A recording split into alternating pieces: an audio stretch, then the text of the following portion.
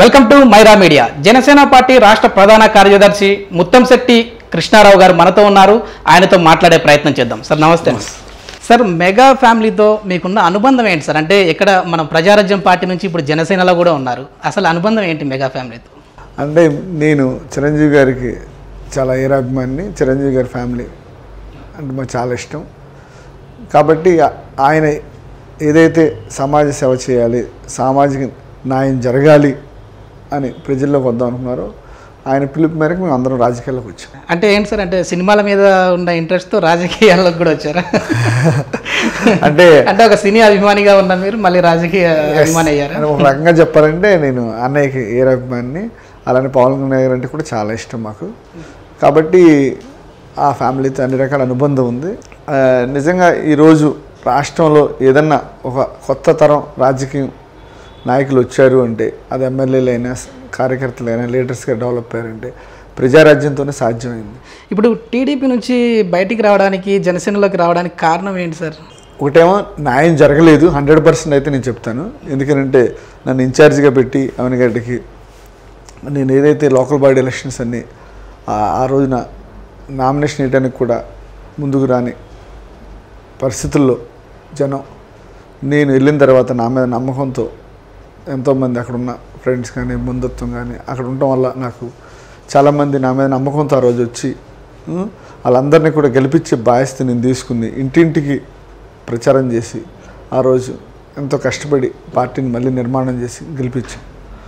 అలాంటి పరిస్థితుల్లో లాస్ట్ మినిట్లో నాకు అన్యాయం జరగటం అక్కడ ప్రజలు కూడా జీర్ణించుకోలేని పరిస్థితి ఈరోజు. కాబట్టి ఇప్పుడు కూడా వాళ్ళందరూ అదే ప్రేమ ఎప్పుడు ఈ 5 సంవత్సరాల్లో 2014 తర్వాత ఎప్పుడు ఏ సమస్య వచ్చినా ఎక్కువగా నా దగ్గరికి రావటం, వాళ్ళకి ఏ చేయగలిగిన సాయం గవర్నమెంట్ తరపున కానీ ఏదైనా సమస్యలు ఉన్నా గవర్నమెంట్తో, అలానే ఇంకేదన్నా ఎడ్యుకేషన్ పరంగా హెల్త్ పరంగా ఏదన్నా కూడా నేను హెల్ప్ చేస్తూనే వచ్చాను ఎటు పరిస్థితులు. కాబట్టి అక్కడ ప్రజలు వాళ్ళకి తెలుసు నాకు జరిగిన అన్యాయం. కాబట్టి నేను ఓ రంగా అది అంటే కేవలం అవనిగడ్డ టికెట్ కోసమే ఇప్పుడు జనసేన గురించి నేను అడగల టికెట్ వాళ్ళు పిలిచారు, నాదే అంటే చేయమన్నారు 100%. దానికి నేను అది ముందు చెప్పుంటే వేరు 100%. కానీ అది నో డౌట్ చెప్పింది ఒకటి జరిగింది ఒకటి ఉన్నప్పుడు నాకంటే ఎక్కువ ప్రజలు బాధపడ్డారు. ఎందుకంటే అలాంటి మంచి వ్యక్తిని వాళ్ళు పోగొట్టుకున్నందుకు. కాబట్టి మళ్ళీ నన్నే కావాలని వాళ్ళు కోరుకుంటున్నారు ఈరోజు అవనిగడ్డ ప్రజలు.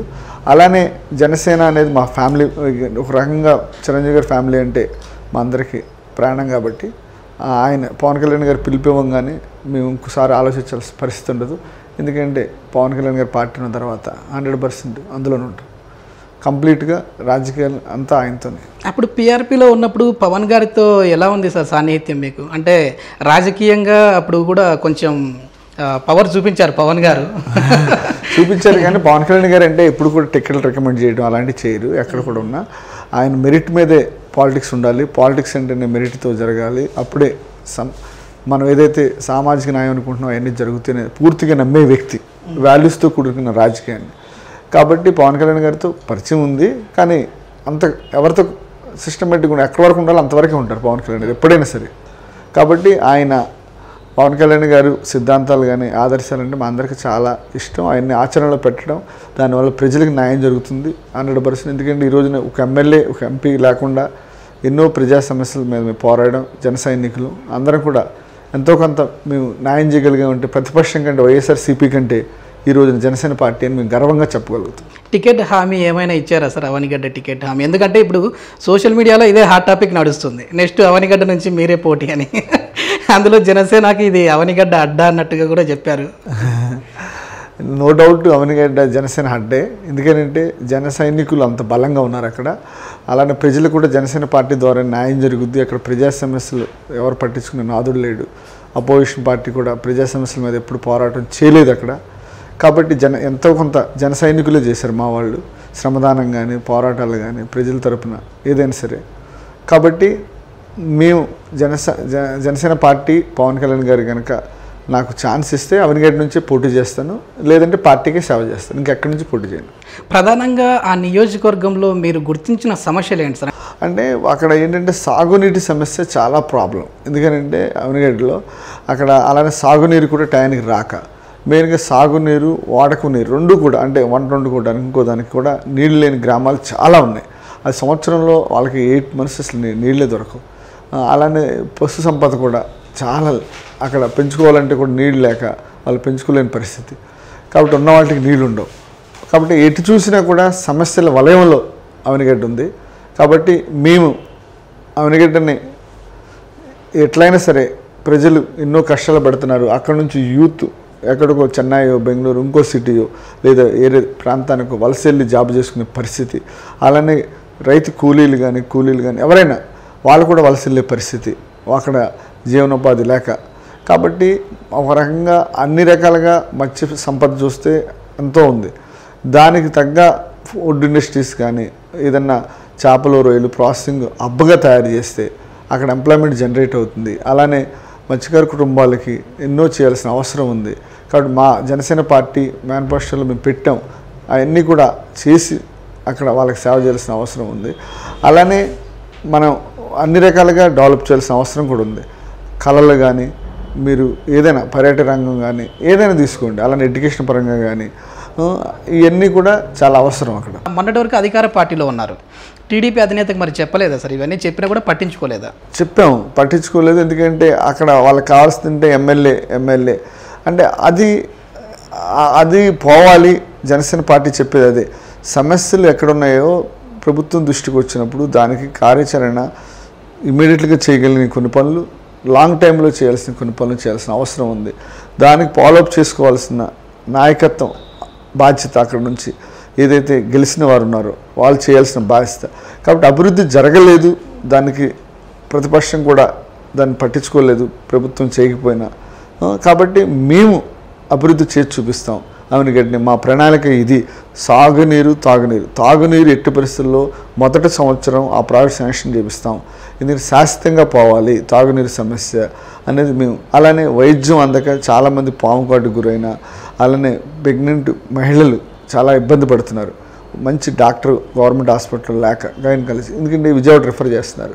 కాబట్టి నిజంగా కూడా మహిళలు ఇబ్బంది పడుతున్నారు. కాబట్టి అన్ని రకాల చిన్నపిల్లల డాక్టర్ దగ్గర నుంచి అన్ని రకాల డాక్టర్స్ ఇక్కడ అవైలబిలిటీ గవర్నమెంట్ హాస్పిటల్లో మనం అన్ని డిపార్ట్మెంట్స్ డెవలప్ చేయాలి.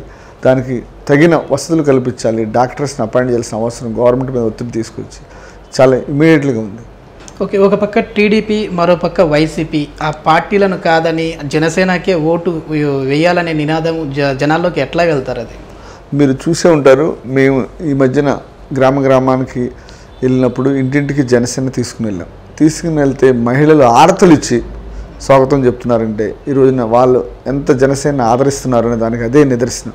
ఎందుకంటే మహిళల్లో చాలా అధికంగా ఉంది. ఎందుకంటే కష్టాలు రోజు వాళ్ళ పిల్లలకి చదువుల గురించైనా, పక్క విజయవాడకి వెళ్ళాలో ఇంకోసాటికి వెళ్ళాలని ఆలోచన, అలానే వైద్యం గురించి విజయవాడ పరిగెత్తడం, అలానే వంట వండుకోవాలంటే నీళ్ళు లేకపోవటం. ఎందుకంటే ఇవన్నీ ఇబ్బందులు మహిళలు పడుతున్నారు. కాబట్టి మహిళలు పవన్ కళ్యాణ్ గారి మీద పూర్తి నమ్మకం ఉంది, జనసేన పార్టీ మా మీద. కాబట్టి అందుకని అంత ఆదరణ మా జనసేన పార్టీకి దొరుకుతుంది. మీరే అధికారంలోకి వస్తే మీ అవనిగడ్డ నియోజకవర్గాన్ని ఏ విధంగా అభివృద్ధి చేయాలనుకుంటున్నారు? అవనిగడ్డ నియోజకవర్గాన్ని చాలా వెనకబడతానికి కారణం అక్కడున్న ఇప్పటివరకు ఉన్న పాలకులే. ఎందుకంటే కృష్ణా జిల్లాలో అవనిగడ్డ ఎంతో డెవలప్ చేయడానికి అన్ని వనరులు ఉన్నది, కానీ డెవలప్మెంట్కి మట్టికి జరగలేదు.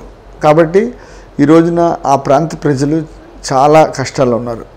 ఒకటి జాబులు లేక యువత అనుకోండి, రైతులు పంట వేసుకోవడానికి నీళ్ళు లేక కానీ, అలానే మిగిలిన ప్రజలు తాగడానికి నీళ్ళు లేక, అలానే మినిమం వైద్యం అందక. కాబట్టి మనం ఎంతో అభివృద్ధి చేయాల్సిన అవనిగడ్డని, ఎందుకంటే పూర్వం నుంచి కూడా అవనిగడ్డ చాలా ఎంతో చరిత్రాత్మకమైన ప్రాంతం అక్కడ. ఎందుకంటే క్రీస్తు పూర్వమే ఎంతోమంది శ్రీకృష్ణదేవరాయల దగ్గర నుంచి ఎంతోమంది ఆ ప్రాంతాన్ని సందర్శించారు, గాంధీ గారి దగ్గర నుంచి.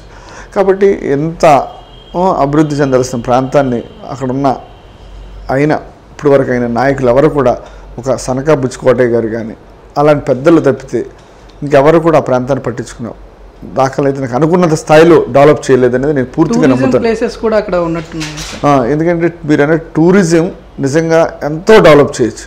ఎందుకంటే ఆ ఏరియాలోకి అసలు అప్పటి వరకు పనిచేసిన నాయకులు ఎవరు కూడా ఫోకస్ చేయలేదని నేను ఫీల్ అవుతున్నాను. ఎందుకంటే మీరు ఘంటసాల మండలం నిజంగా కళలు కాణాచి అంటారు. ఘంటసాల మండలం నిజంగా ఎంతో చరిత్రాత్మకమైన ఘంటసాల మండలం. దాన్ని మనం ఎంతో డెవలప్ చేయొచ్చు. దాంతోపాటు మోపుదేవి కూడా తీసుకోండి. మోపుదేవి సుబ్రహ్మణ్య స్వామికి దేశాల నుంచి భక్తులు వస్తారు. ఇప్పుడు వరకు కాటేజీలు నిర్మాణం లేదు కాబట్టి మనం టూరిజంగా మీకు అన్ని రకాలుగా కూడా డెవలప్మెంట్ జరుగుతుంది. అక్కడ ఆ ఛాన్స్ ఉంది, అది చేయలేదు కాబట్టి అది చేయాలి. అలానే మనకు చల్లపల్లి తీసుకున్నా ఇంకోటి తీసుకున్నా ఇండస్ట్రియల్గా హబ్గా తయారు చేయడానికి ఎంతో అనువైన ప్రాంతం అది చేయలేదు. అలానే ఏది తీసుకున్నా అవనిగడ్డని మనం ఎడ్యుకేషనల్ హబ్గా చేయొచ్చు. అవనిగడ్డ మెయిన్గా అది జరగలేదు కాబట్టి మేము అధికారంలోకి వస్తే ఇవన్నీ చేస్తాం. మెయిన్గా తాగునీరు అనేది మట్టి ఆ సమస్యని ఫస్ట్ సంవత్సరంలోనే తాగునీరు సమస్యని కృష్ణానది వాటర్తో ప్రతి ఇంటికి కృష్ణానది అందేటట్టు చేస్తాం. అది మేము ప్రామిస్ చేసాం. ఇటు పరిస్థితులు అలానే సాగునీరు కూడా టయానికి వచ్చేటట్టు చేస్తాం. కాబట్టి ఈ రెండు కూడా చాలా ముఖ్యమని, అలానే అవనిగడ్డ 100 బెడ్ హాస్పిటల్గా చేయాల్సిన అవసరం ఉంది. అది మినిమం చేయాలి. ఇంకా మనం కొంచెం కష్టపడి ఒక మెడికల్ కాలేజ్ కూడా పెడితే ఆ ప్రాంతంలో మంచి వైద్యం అందడానికి, సూపర్ స్పెషాలిటీ హాస్పిటల్ రావడానికి, అలానే ఆ ప్రాంతం ఎంప్లాయ్మెంట్గా కూడా డెవలప్ అవడానికి ఛాన్స్ ఉంది.